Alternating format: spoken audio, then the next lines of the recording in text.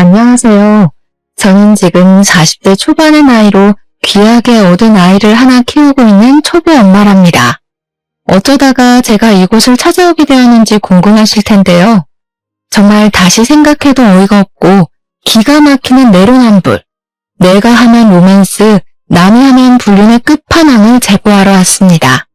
저도 맨날 당하기만 하다가 제대로 한 방을 먹이고 나니까 어디 가서 자랑이라도 하고 싶고 막 깔깔거리면서 비웃어주고 싶은데 마땅치가 않더라고요. 요즘은 남에게 제가 잘한 일을 말해봐야 기쁨이 2배가 되는 것이 아닌 질투가 2배로 늘어난다는 소리를 듣고 물어물어 이 소중한 공간을 찾아오게 되었습니다. 물론 제 사연이 어떻게 소개될지 여러분들에게 들려드릴 수 있는 이야기로 뽑히게 될지 잘 모르겠지만 그래도 글로 한번 풀어보고 나면 제 속이 시원해지지 않을까요? 처음 만남부터 끝까지 하나부터 10까지 전부 저와 맞지 않았던 어마어마한 그 여자에 대한 이야기를 한번 시작해 보도록 하겠습니다. 제 이야기를 들어보시고 세상에 이런 내로남불의 끝판왕이 있는 건지 공감 한번, 그리고 저에게 그동안 마음고생했겠다 하는 위로 한번 부탁드립니다. 다시 이야기를 꺼내보려고 하니 가슴이 무척이나 콩닥거려서 시작을 어디서부터 해야 할지 모르겠지만 일단 한번 한 글자 한 글자 풀어보겠습니다. 저는 꽤 늦은 나이 37살이라는 나이에 동갑내기인 남편을 만나게 되어서 열렬한 연애는 아니었지만 서로 꽤 잘 맞는다는 판단하에 결혼까지 골인을 하게 되었습니다. 물론 나이가 있었기 때문에 새로운 사람을 만나 또다시 연애를 하고 이 사람이 어떤 성향인지 어떠한 버릇이 있는지를 다시 맞춘다는 게 힘들기도 했었습니다. 적당히 괜찮은 사람이라면 그냥 결혼을 해도 나쁘지 않겠다 수준이었는데 생각보다 남편과 저는 여러 가지 부분에서 잘 맞는 구석이 있었습니다. 거기다가 둘 다 나이가 있었으니 그동안 모아두었던 자금 또한 꽤 넉넉한 수준이었기 때문에 돈을 합쳐서 집을 구하고 살림을 차리는데 어려움이 없었습니다. 결혼을 하겠다는 이야기가 나온 이후에 양가에서는 드디어 이 골칫덩어리들을 치운다고 생각을 하신 건지 저희 부부보다 더 신이 나서 준비를 해주셨습니다. 미운 놈 떡 하나 더 주신다는 건지 양가에서 이거저거 다 챙겨주시고 제발 이제 집에서만 나가달라고 하셔서 저희 부부는 어이가 없기도 했었습니다. 아무튼 두 집안에서 찬성하는 결혼을 하게 되었고 둘 다 나이가 꽤 있었기 때문에 아이를 빨리 낳아서 키우고 싶다는 생각을 꾸준히 하게 되었습니다. 더 있다가는 노산이고 자연 임신이 더 힘들어질 것이라는 산부인과의 말에 따라 저희는 결혼 초부터 산부인과를 꾸준히 다니며 임신을 위한 준비를 하게 되었습니다. 물론 처음에는 너무나도 어렵고 은근히 부끄럽기까지 한 검사들의 속이 상한 적도 있었고 하고 싶지 않다는 생각을 하기도 했었습니다. 하지만 그때마다 남편이 빨리 우리를 닮은 아이들을 낳아서 북적북적하게 행복하게 살자며 저를 다독여주고 감싸 안아주었기에 더 힘내서 노력을 할 수 있었습니다. 만약 저 혼자만의 노력으로 이 모든 일을 해야 했다면 중간에 몇 번이고 포기를 하고 싶었던 적이 꽤 있었을 것 같습니다. 저희 부부가 임신을 위해 노력을 하고 있다는 것을 양가에서도 물론 잘 알고 있었기에 저에게 오히려 조심스러운 모습을 보여주시면서 제가 불편함을 느끼지 않도록 해주셨습니다. 의외로 깐깐하실 줄 알았던 시부모님께서는 저와 남편의 결혼을 좋아하셨고 저에게도 잘 지내보자는 말을 몇 번이나 건네시며 본인들을 어려워하지 말라고 하셨습니다. 시부모님께서는 제 눈치를 살피시면서 자기들은 시집살이나 구박 이런 거 전혀 하지 않을 거고 제사도 없다면서 좋은 시댁이 되겠다고 약속을 해주셨습니다.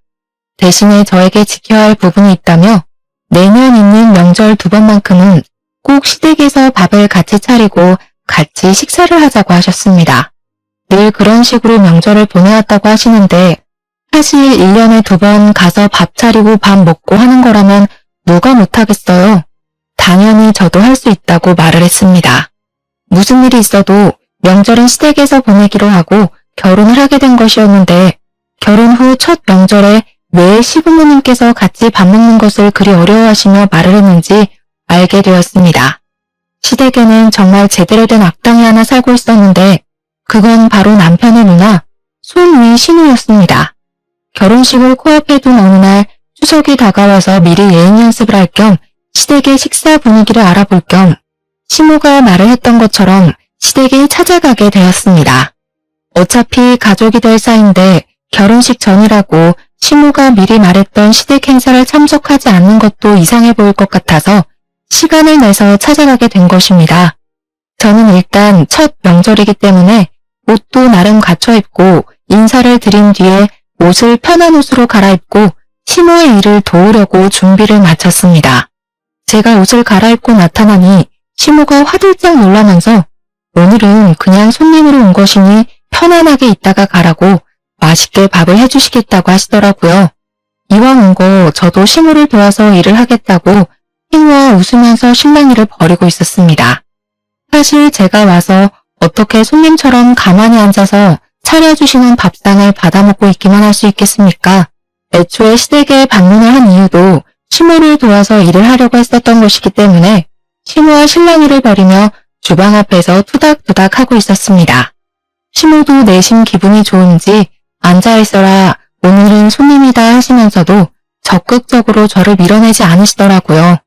그렇게 한참 대화를 나누면서 식사를 차릴 준비를 막 시작했는데 그때 잠옷 차림을 한 신우가 떡진 머리를 벅벅 긁으면서 방에서 걸어 나오고 있었습니다.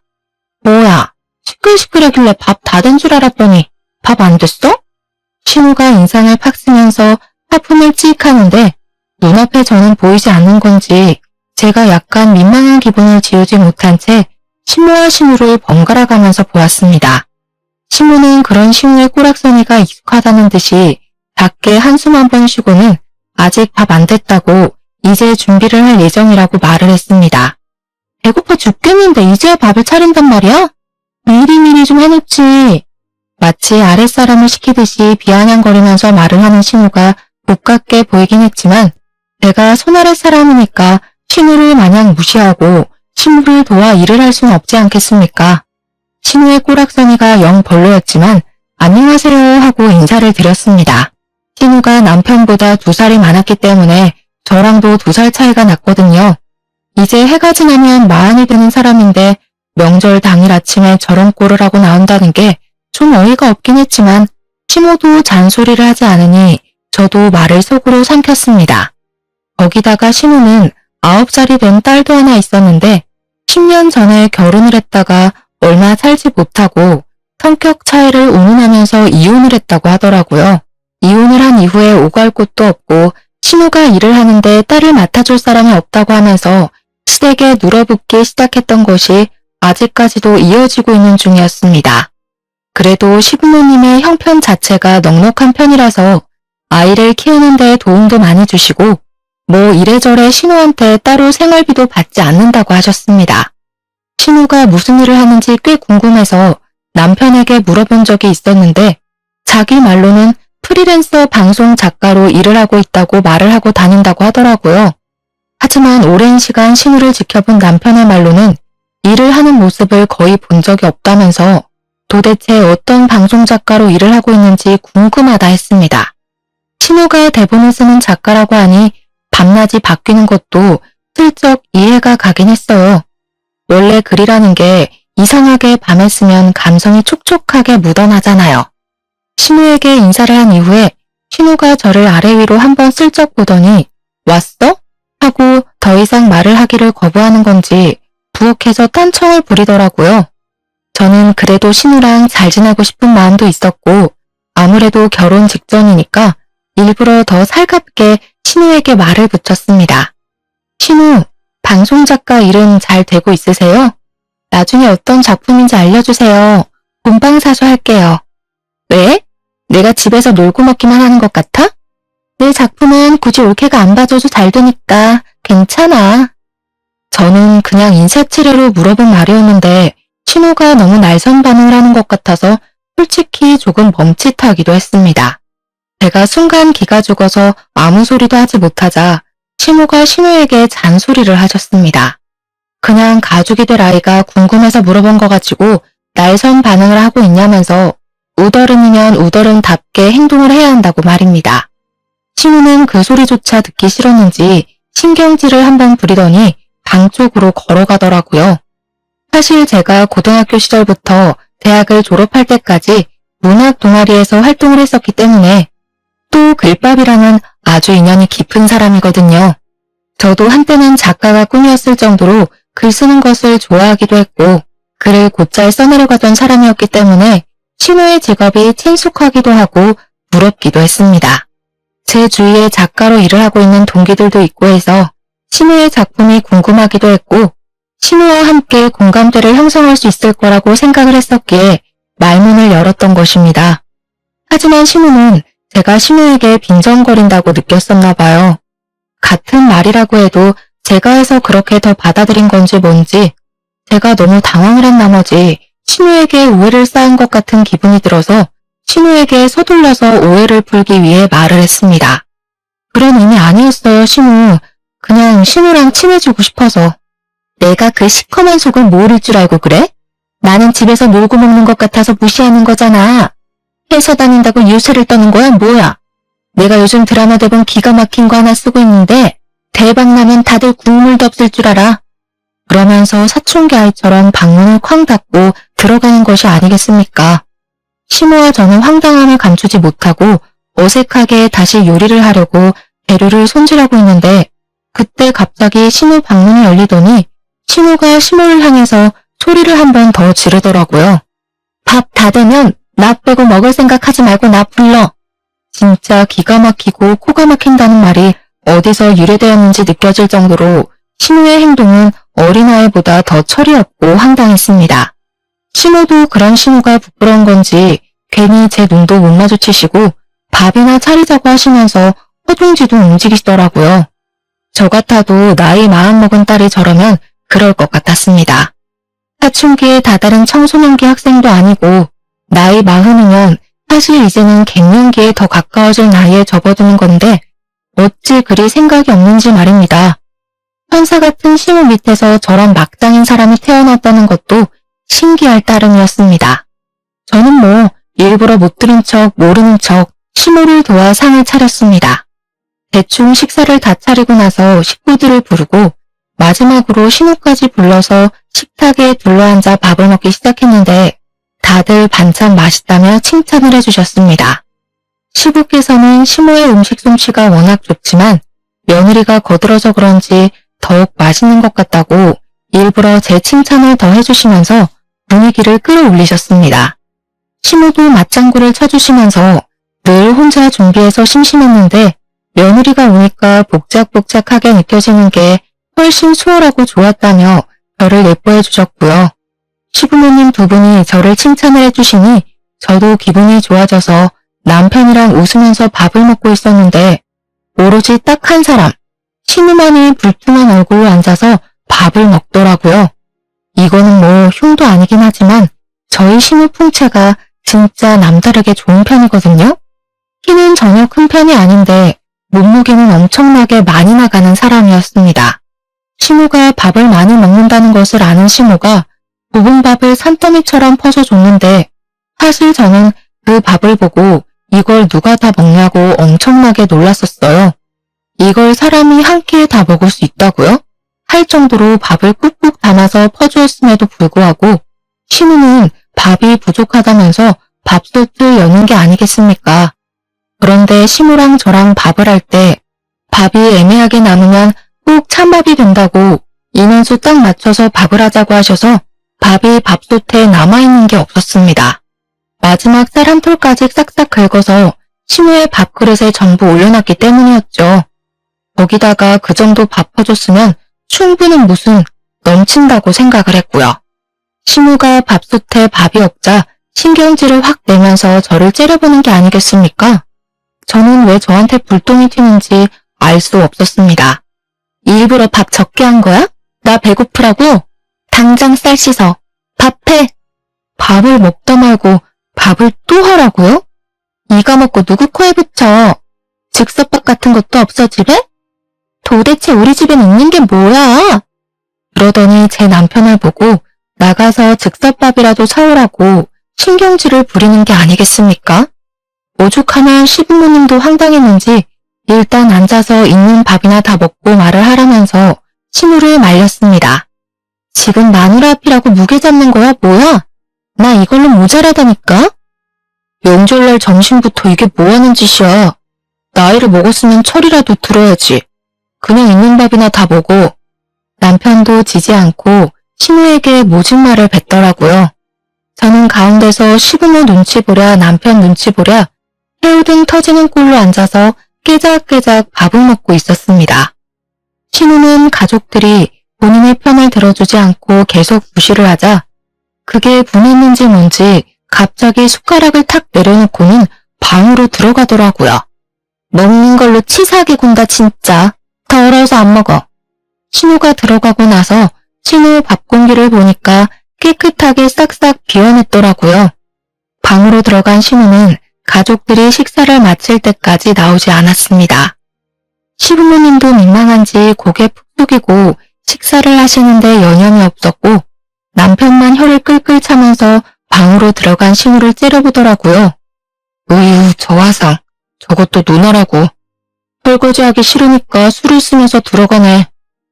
불편하고 어색한 분위기 속에서 밥을 다 먹고 설거지까지 시무랑 저랑 오순도순 해치운 다음에 다 같이 앉아서 과일을 깎아 먹을 준비를 하고 있었습니다.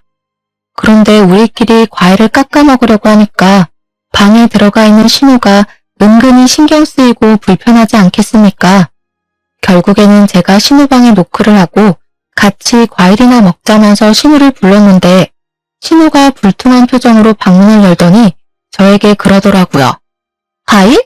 나는 과일 같은 건 헛배 불려서 별로 안 좋아하는데. 빵 없어? 롤 케이크 같은 거라도 사서 왔어야 하는 거 아니야? 어떻게 된 게 내 동생이나 올케나 이렇게 센스가 하나도 없을 수가 있지? 제가 쏟아지는 질책에 어이가 없어서 이걸 들이받아야 하나 말아야 하나 고민을 하고 있는데 신우가 피식 웃더니 저한테 그러더라고요. 보통 이 정도 하면 나가서 사오던데 눈치가 없는 편이구나? 나는 우유크림 들어있는 게 좋더라. 누나는 손이 없어 발이 없어? 애도 엄마랑 아빠가 다 봐주고 누나는 방에서 뭐 한다고 그렇게 바빠? 내가 잘 나가는 드라마 작가 되면 알짤없어? 진짜 두고 봐. 그러더니 다시 한번 방문을 쾅 닫더라고요. 진짜 시부모님이 안쓰럽게 여겨질 정도로 신우의 행동은 어처구니가 없었습니다. 근데 뭐 시부모조차도 그런 신우를 포기하고 아무 말도 하지 않는데 제가 나서서 2살이나 위인 신우한테 한마디 할 수 있는 상황도 아니지 않겠습니까? 저는 이 모든 것들을 꾹꾹 눌러 참고 언젠가 기회가 오면 신우에게 한마디 크게 해줘야겠다 생각을 하고 마음에 담아두고 있었습니다. 당연히 빵은 시부모님께서 사오지 말라고 하셔서 남편도 저도 사러 다녀오지 않았습니다. 빵까지 사오라고 했으면 참지 못하고 한마디 했을지도 모르겠어요. 그 이후에 결혼식을 올리게 되었고 결혼식 당일에 신우는 아무 소리도 하지 않고 얌전히 자리를 지키고 있더라고요. 얼마나 가슴이 조마조마했는지 시집살이를 시키지 않겠다는 말을 지키려고 노력을 하시는 건지 뭔지 시부모님은 저에게 따로 연락조차 하지 않으시며 일상을 보내고 있었습니다. 하지만 전혀 엉뚱한 곳에서 시집살이가 시작되었는데 그것은 바로 집에서 놀고 먹는 신우였습니다. 도대체 하는 일도 전혀 없는 백수나 다름없는 사람이면서 왜 저를 부려먹으려고 그렇게 눈에 불을 켜고 달려드는지 알 수가 없었습니다. 저는 직장을 다니고 있는 사람인데 평일이고 주말이고 할 것 없이 자꾸 저에게 이것저것 부탁을 빙자한 심부름을 시키는 게 아니겠습니까? 차라리 딱 잘라서 심부름 같아 보이면 저도 거절을 할 텐데 안 들어줄 수도 없는 그런 애매한 것들을 시키더라고요. 우리 엄마가 단팥빵이 먹고 싶다고 하던데 혹시 백화점 지하 1층에 있는 빵집에서 사다 줄 수 있어? 엄마가 너무 참네. 마침 거기 올케네 집 근처잖아. 우리 애가 올케랑 같이 영화를 보러 가는 게 소원이라고 하던데 혹시 주말에 우리 애 좀 데리고 영화 보고 밥도 먹고 할 수 있어? 요즘 몸이 허한지 글쎄 홍삼 선물 같은 거 한번 들어왔으면 좋겠다 싶더라. 우리 엄마가 손녀딸 보느라 힘들잖아. 자꾸 시댁 핑계를 대면서 저에게 이것저것을 조르는데 염치가 없어도 너무 없지 않겠습니까? 거기다가 다른 건 몰라도 시조카를 저에게 맡기려고 하는 건 선 넘었다고 생각했습니다. 하지만 시조카가 신우와는 다르게 일찌감치 철이 조금 들어있었고 평소에도 귀찮게 굴거나 하지 않았기 때문에 신우를 위해서가 아니라 황혼 육아로 힘들어하시는 신우를 위해서 신우의 심부름을 했어요. 신우 생각에 제가 가끔 시조카를 대신 돌봐주기도 하고 그렇게 시간을 보내고 있었습니다. 하루는 신우에게도 일이 있어서 안 된다며 신우의 간곡한 부탁에 시조카를 보게 되었는데 9살이면 초등학생이지 않겠습니까?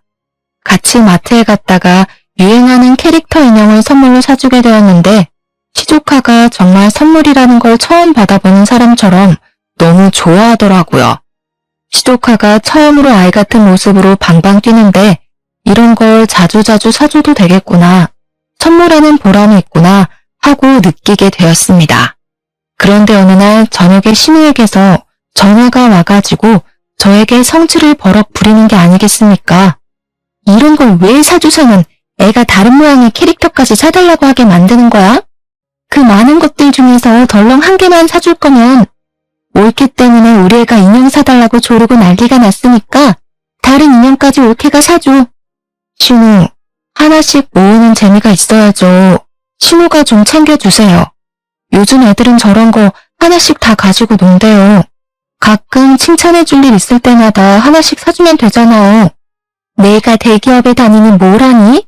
돈 있는 너네가 사다 주면 몰라도 내가 무슨 돈이 있어서 저 비싼 걸 하나하나 챙겨서 주냔 말이야. 내 옆에서 듣고 있던 남편이 씩씩거리면서 전화를 바꿔들고는 앞으로는 국물도 없을 줄 알라고 사줘도 이런 전화를 받아야 하는 거냐고 버럭했습니다. 그 뒤로는 신우의 행동은 아주 파격적으로 변하게 되었는데 제가 시댁에만 가면 저를 못 잡아먹어서 암달이 난 사람처럼 옆에 딱 붙어서 참견을 해댔습니다. 밥을 할 때도 제가 만든 반찬만 콕 골라집고는 맛이 없네, 간이 짜네, 이렇게 먹다가는 나트륨 중독에 걸리겠네 하면서 쓸데없는 트집을 잡기도 했고요. 남편이 결혼하고 운동을 열심히 해서 살이 조금 빠졌는데 제가 제대로 먹이질 않고 일만 시켜서 살이 빠진 것처럼 꾸며대며 이야기를 하더라고요. 하루는 시조카가 제가 새로 산 휴대폰을 보고 휴대폰을 구경해봐도 되냐고 묻길래 그러라고 했더니 가져가서 아무거나 막 눌러보더라고요. 처음에는 별 신경을 쓰지 않았는데 제가 회사 일 때문에 메신저 앱에 비밀번호를 걸어놓은 걸 그 비밀번호를 풀겠다고 아무 숫자나 막 눌러보는 겁니다. 박은 엄마, 왜 비밀번호가 걸려있어? 이거 풀어주면 안 돼요? 나도 친구들한테 메시지 보내고 싶은데. 하지만 제 메신저 앱에는 회사 보안 문제가 잔뜩 걸린 일들이 가득해서 안 된다고 시조카에게 딱 잘라서 이야기를 하게 되었습니다. 사실 메신저 앱 말고 그냥 일반 문자 메시지 써도 되는 일이기 때문에 시조카를 설득하려고 했는데 신우가 그걸 보더니 바로 시부모 앞에서 비아냥거리더라고요. 올케, 수상하게 왜 비밀번호를 걸어서 메신저를 못 쓰게 해? 혹시 바람이라도 피우는 거 아니야? 어디 한번 풀어봐. 우리 구경이나 하자. 바람 피우는 거면 어떡해. 아직 결혼한 지 1년도 안 됐는데. 알고 보니 전 남자친구들이랑 연락하고 지내는 거 아니야? 신우, 그게 무슨 소리예요. 저 그런 적 한 번도 없고 회사 보안 문제 때문에 어쩔 수 없이 걸어둔 거예요. 올케, 정색하는 거야 지금? 농담인데 뭘 그렇게 과하게 반응을 하고 그래. 농담이어도 할 말이 있고 하면 안 되는 말이 있죠. 시부모님도 다 계신데. 지금 올케가 나 가르치는 거야? 세상 오래 살고 볼 일이네. 아니 내가 궁금해서 물어보는 거잖아. 궁금해서. 혹시 바람이라도 피우고 있으면 우리 동생은 낙동강 오리알 되는 건데 안 그래? 그러게 왜 의심스럽게 메신저 앱만 비밀번호를 잠가놨냐 이거지. 회사 보안 문제 때문이라고 말씀드렸잖아요. 세상에 어느 회사가 이런 메신저로 일거리를 주고받아? 다 회사 이메일이나 그런 거 쓰는 거 아니야?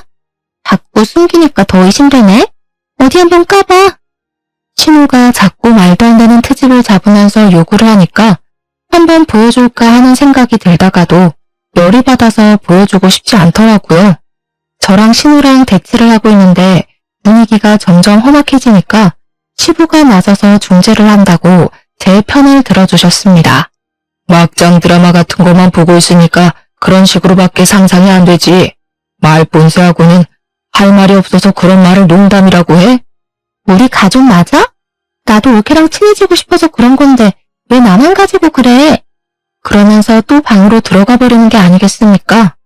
진짜 제 앞에 있는 시조카보다 정신 연령이 어린 것 같아 보였습니다. 오죽하면 시조카가 저에게 외숙모 죄송하다면서 휴대폰을 돌려주더라고요. 괜찮다고 말을 하긴 했지만 시조카가 조금 안쓰러워 보이고 마음이 쓰였습니다. 그 뒤로 한동안 시댁에 불편해서 발걸음하지 않았네요. 사실 저희 부부는 결혼 초부터 산부인과를 다니면서 아이를 가지기 위해 노력을 많이 했었는데요. 병원에서 몇 차례 배란일에 시도를 해보라고 해서 배란일 체크도 하고 백방으로 노력을 했지만 아이가 잘 들어서지 않았어요. 그래서 결혼하고 1년이 지나면 시험관을 하기로 했었습니다. 때마침 결혼 일주기가 다가오고 있었고 더 늦어지면 정말 마흔이 넘어서 아이를 낳을 수도 있겠다는 불안함이 생기더라고요. 저와 남편은 조금 몸이 힘들더라도 하루빨리 아이를 가지고 싶다는 생각에 시험관 시술을 하기로 결정을 했고 그 복잡하고 힘든 과정을 2차례 반복을 했습니다. 첫 술에 배부를 수 없다는 말처럼 처음에는 실패로 돌아갔기 때문에 두 번째에는 영양제도 더 잘 챙겨 먹고 마음의 안정을 가지려 노력을 하면서 시도를 하게 됐습니다. 간절한 바람 때문이었는지 아니면 정말 때가 되어 찾아오게 된 것인지 시험관 2번째 시도 만에 뱃속에 우리의 소중한 결실이 자리 잡게 되었습니다. 저는 안정기가 올 때까지 시댁과 친정에 알리지 않았고 병원에서도 착상이 잘 되었지만 임신 10주가 넘어갈 때까지는 조심하라고 해서 정말 조심하면서 지냈습니다. 당연한 수순으로 아이를 위해 저는 회사에도 사표를 내게 되었고 그렇게 뱃속에 자리 잡은 아이가 무럭무럭 자랄 때까지 꼼짝도 하지 않고 지냈습니다. 그 덕분에 아이는 건강하게 매주 자라났고 저는 그제야 시댁과 친정에 알렸으며 양가에서는 눈물을 줄줄 흘릴 정도로 너무 좋아하셨습니다. 엄마가 된다는 것은 또 새로운 경험이었기 때문에 정말 공부할 것이 많아서 하루 종일 집에서 태교에 힘쓰고 육아에 대한 공부를 하면서 하루하루를 보냈습니다. 하지만 신우는 제가 임신한 것이 불만이었는지 뭔지 대놓고 말을 못하지만 은근히 구시렁거리더라고요. 저는 아이에게 좋은 것만 들려주고 싶어서 시댁의 발길을 끊었습니다. 당연히 이 부분은 시부모님께서도 양해를 해주셨기 때문에 가능한 일이었습니다. 아이를 출산한 이후에는 정말 육아가 지옥이라는 말이 왜 생겼는지 알 수 있을 만큼 정신없는 나날을 보내게 되었습니다. 아이만 바라보면서 살기 시작한 지도 1년이라는 시간이 흐르고 저는 경력이 단절되어 버린 제 사회생활을 그리워하면서 지내게 되었습니다. 물론 아이를 본다는 것은 너무 행복하고 기쁜 일이긴 했지만 그래도 저만의 목표라는 게 존재했는데 그 꿈을 다 이루지 못하고 출산과 육아를 위해 내려놨어야 했으니까요. 은근히 쳇바퀴처럼 돌아가는 일상에 무료함을 느끼고 바쁘게 사회생활을 하는 남편이 부럽게 느껴질 때쯤 저에게 우연치 않은 기회가 찾아왔습니다. 어느 날 대학 동아리를 같이 했던 선배에게 연락이 오게 되었는데 제가 대학 시절에도 문학 동아리에서 활동을 했었거든요. 저에게 요즘 뭐 하고 있냐고 애 키우느라 바쁘냐고 물어보시길래 바쁘긴 하지만 이제 조금 여유라는 것도 생기고 그럭저럭 살만하다고 말을 했습니다. 저에게 일은 하지 않고 지내냐고 조심스럽게 물어봐서 일을 그만두게 되었다고 했더니 잘 됐다고 박수를 짝 치는 게 아니겠습니까? 내가 요즘 단편 드라마 대본을 쓰고 있는 중이거든? 근데 혼자서 쓰는 게 너무 힘들더라고. 요즘은 대본도 다 그룹으로 무리지어서 아이디어 쪼개서 쓰는 거 알지? 그래서 하는 말인데 나랑 같이 일해볼 생각 없어? 가끔 미팅만 하면 되고 집에서 여유로울 때 일하면 되는 거라. 제가 그걸 할 수 있을까요? 어려울 거 없어. 내가 드라마 쪽은 몇 편 손해본 게 있어서 이제 제대로 내 이름 걸고 해보려고 하는 거라 많이 어렵진 않을 거야. 어차피 재택근무로 일을 할 수 있는 것이고 저도 아이가 자는 시간 동안에는 시간이 남으니까 가능하겠다 싶은 생각이 들었습니다. 거기다가 일이라는 걸 해야 몸이 조금 더 활동적으로 쓰일 것 같다는 마음에 선배에게 잠시 고민을 하다가 하고 싶다고 말을 하게 되었습니다. 남편도 제 결정에 힘을 실어주면서 아이가 자는 시간뿐만 아니라 자기가 퇴근하고 돌아오면 애를 봐주겠다고 한번 해보라고 하더라고요. 막상 일을 시작하기 전에는 제가 과연 이런 일을 잘할 수 있을까 걱정이 앞섰는데 일을 하니까 아이디어가 마구마구 샘솟는 게 아니겠습니까? 제가 왕년에 쓰던 실력들이 죽지 않아서 그런 건지 아니면 결혼 후에 신우 덕분에 막장을 많이 겪어서 그런 건지 모르겠지만 말입니다. 선배가 쓰는 드라마 대본에 찰지게 대사를 팍팍 붙여 넣어가며 막장을 더 막장처럼 만들었더니 선배가 진짜 이런 생각은 어떻게 하는 거냐고 존경하더라고요. 차마 우리 신우 덕분에요 라고 말은 못하고 상상의 나래를 펼쳤다고 말을 했죠 뭐. 맨날 집에서 애만 보고 있다가 갑자기 일을 시작하니까 너무너무 재미있고 저 혼자만의 시간을 가질 수 있어서 행복하기까지 했습니다. 제가 즐거워하는 걸 보고 남편도 시댁에 가서 이야기를 했고 시부모님께서도 너무 잘 됐다고 응원을 해주셨는데 신우가 갑자기 버럭했다는 겁니다. 글 쓰는 게 애들 장난처럼 쉬운 줄 아나? 뭐 그렇게 쉽게 한다고 난리들인지. 이러니까 작가들이 다 욕먹는 거야. 퀄리티가 별로라고. 신우는 아마 제가 신우랑 같은 직종으로 일을 하게 된 것에 대한 질투심 혹은 자격지심 같은 게 있는 것 같아 보였습니다. 아무튼 제가 도운 선배의 대본이 대형 방송사랑 계약을 하게 되면서 선배가 신인 작가로 이름을 알리게 된 아주 좋은 기회가 되었습니다. 저한테 대사를 찰지게 써주어서 계약이 된 것 같다면서 명품 선물도 보내주고 남편도 저에게 작가님하고 부르면서 축하한다고 말을 해주었습니다. 시댁 친정에서도 드라마 계약 소식을 전해 듣고 대견하다고 해주었는데 유일하게 신우 한 명만 배알이 꼬여서 어쩔 줄 몰라 하더라고요. 이유야 뭐 뻔하지 않겠습니까? 자기도 방송 작가라고 말을 하고 다니는데 제대로 이름을 날린 게 한 편도 없으니까요. 옳게 이름으로 들어간 작품도 아닌데 작가님은 무슨. 다들 뭐 그렇게 비행기를 띄우고 그래? 후세 부리지 마. 저게 뭐 대단한 건 줄 알아? 나도 다른 유명 작가한테 묻어가면 시청률 1위 찍는 대본? 그거 우습게 쓰지. 속으로 우리 선배도 유명 작가 아니고 이제 막 첫 작품을 시작한 신인 작가라고 말을 하고 싶었지만 그래봐야 거품 물고 있는 신우랑 머리채 특기밖에 더하겠나 싶었습니다. 한 번이라도 곱게 칭찬을 해줬으면 저도 기분 좋았을 텐데 시기 질투가 워낙 심해서 뭐 바라지도 않았어요.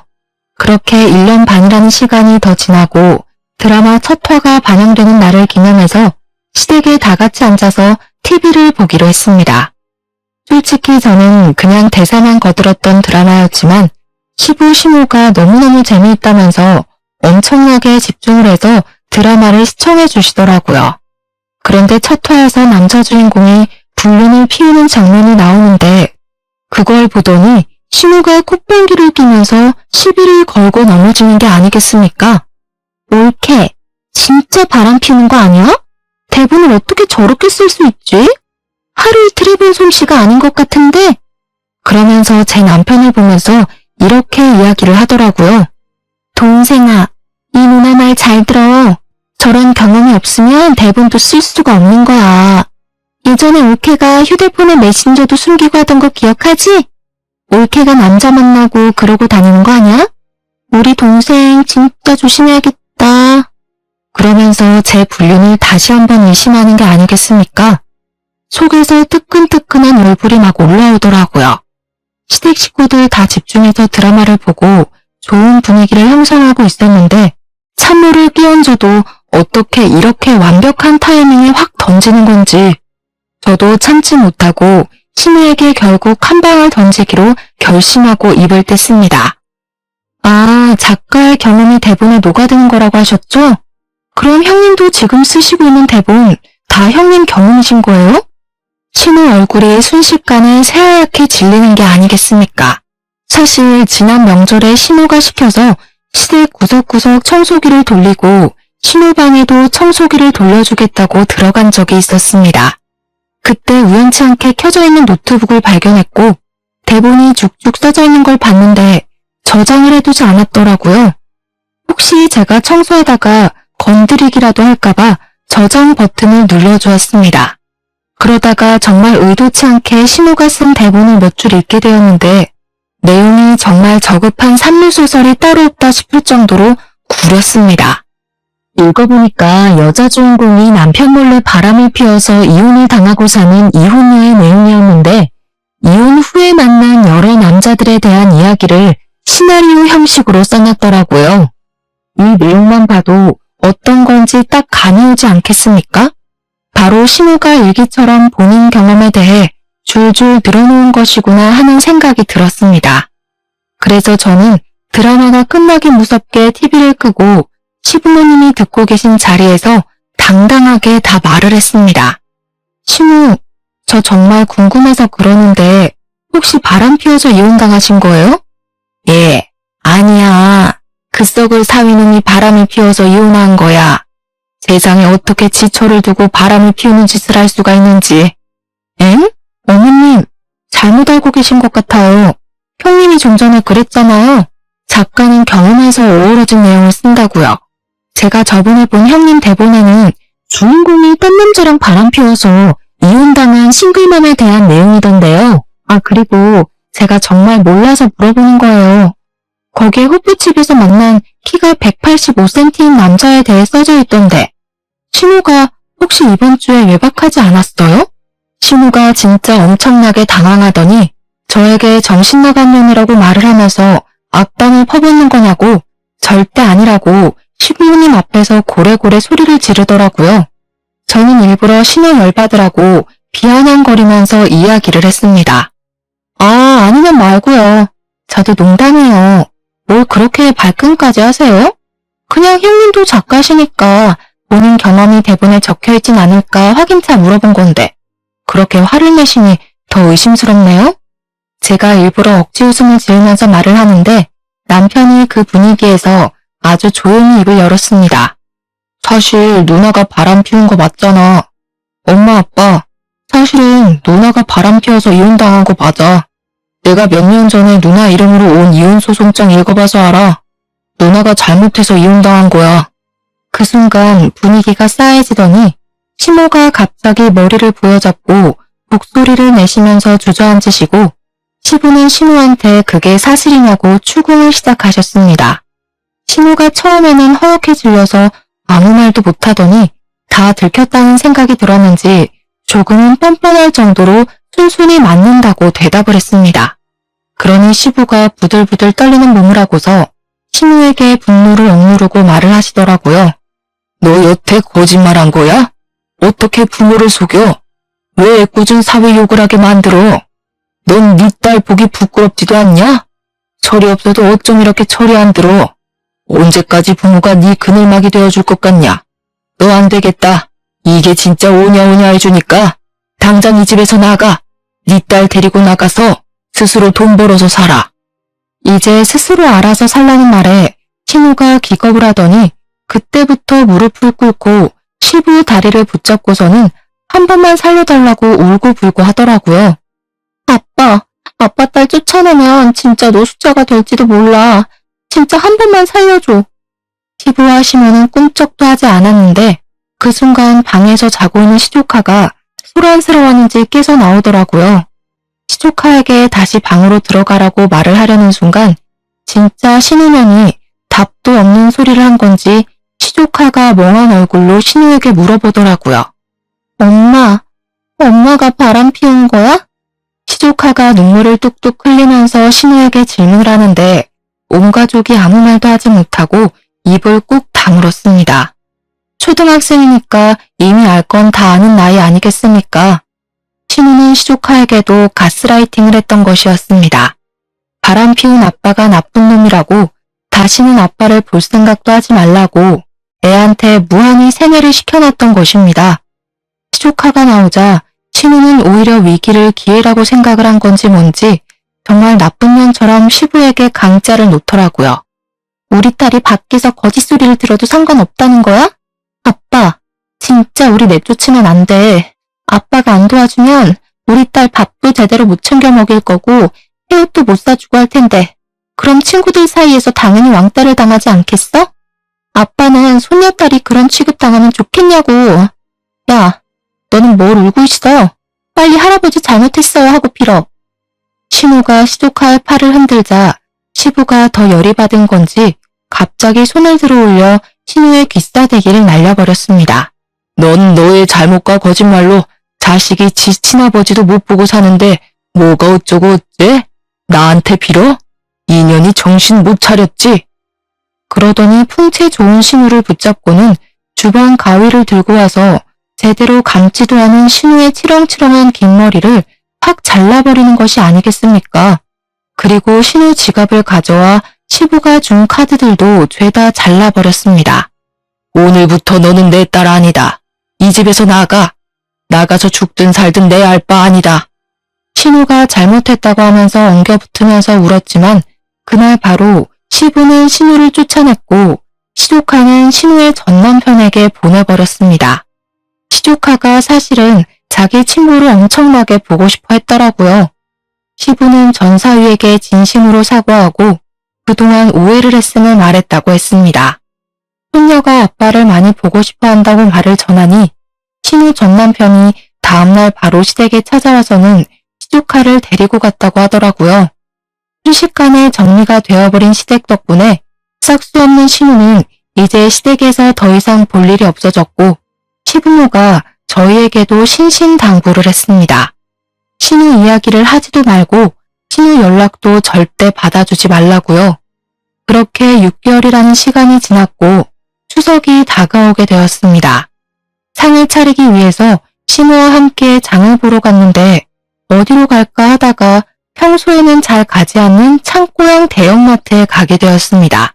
그런데 거기서 아주 충격적인 장면을 목격했지 뭡니까?